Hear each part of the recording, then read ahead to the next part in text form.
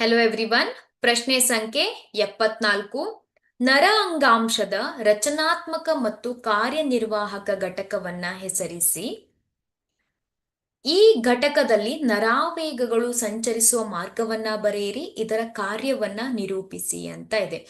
ನರ ಅಂಗಾಂಶದ ರಚನಾತ್ಮಕ ಮತ್ತು ಕಾರ್ಯಾತ್ಮಕ ಘಟಕ ಯಾವುದು? ನರಕೋಶ. ಇಲ್ಲಿ ಕಾಣಿಸ್ತಾ ಇದೆ ಅಲ್ವಾ? ಈ ನರಕೋಶವನ್ನ ನಾವೇನಂತ ಕರಿತೇವೆ? ನರವ್ಯೂಹದ ರಚನಾತ್ಮಕ ಮತ್ತು ಕಾರ್ಯಾತ್ಮಕ ಘಟಕ ಅಂತ ಕರೆಯುತ್ತೇವೆ ಅಲ್ವಾ? ಎರಡನೇ ಪ್ರಶ್ನೆಯನ್ನ ನೋಡಿ.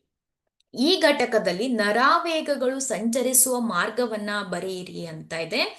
ಈ ಒಂದು ಮಾರ್ಗ ಯಾವ ರೀತಿಯಾಗಿರುತ್ತೆ? ಡೆಂಡ್ರೈಟ್ ನ ಮೂಲಕ ಕೋಶಕಾಯಕ್ಕೆ ಪ್ರವೇಶಿಸುತ್ತೆ. ಕೋಶಕಾಯದಿಂದ ಆಕ್ಸಾನ್, ಹಾಗೆ ಆಕ್ಸಾನ್ ನ ತುದಿ ಅಲ್ವಾ? ಡೆಂಡ್ರೈಟ್, ಕೋಶಕಾಯ, ಆಕ್ಸಾನ್, ಹಾಗೆ ಆಕ್ಸಾನ್ ನ ತುದಿ, ಅದನ್ನ ನರತುದಿ ಅಂತ ಕರಿತೇವೆ ಅಲ್ವಾ? ಈ ರೀತಿಯಾಗಿ ನರಾವೇಗಗಳು ಚಲಿಸುತ್ತೆ.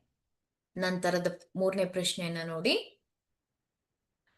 ಇದರ ಕಾರ್ಯವನ್ನ ನಿರೂಪಿಸಿ ಅಂತ ಇದೆ. ಈ ಒಂದು ನರಕೋಶದ ಕಾರ್ಯ ಏನು? ನರಕೋಶವು ನರಾವೇಗಗಳನ್ನ ಮಿದುಳಿನಿಂದ ದೇಹದ ಎಲ್ಲಾ ಭಾಗಗಳಿಗೆ ತಲುಪಿಸುತ್ತದೆ ಹಾಗೂ ಪ್ರಚೇತನ ಪ್ರಕ್ರಿಯೆಗೆ ಅನುವು ಕೊಡುತ್ತೆ. ಮಿದುಳಿನಿಂದ ಬರುವಂತಹ ಒಂದು ಸಂದೇಶವನ್ನ ಬೇರೆ ಬೇರೆ ಭಾಗಗಳಿಗೆ ತಲುಪಿಸುವಂತಹ ಒಂದು ಕಾರ್ಯವನ್ನ ಇದು ಮಾಡುತ್ತೆ. Thank you.